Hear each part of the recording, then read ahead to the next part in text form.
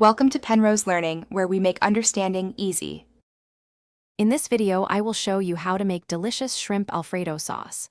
First, gather your fresh ingredients.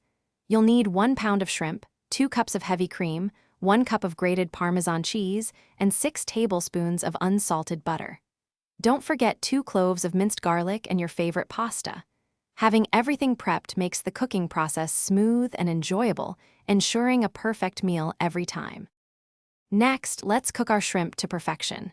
In a large skillet, melt 2 tablespoons of butter over medium heat.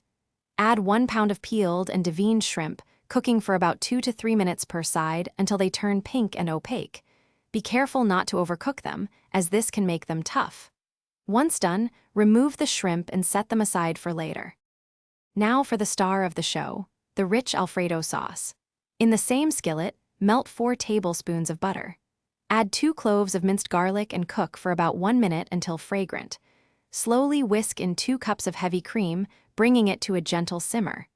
Gradually add 1 cup of freshly grated Parmesan cheese, stirring constantly until the sauce is smooth and thickened.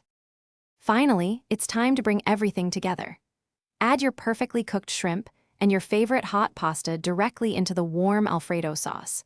Toss gently to ensure every piece of shrimp and pasta is beautifully coated with the creamy, rich sauce.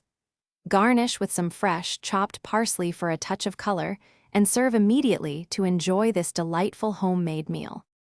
Thanks for watching. If this was helpful, leave a like and consider subscribing. See you next time.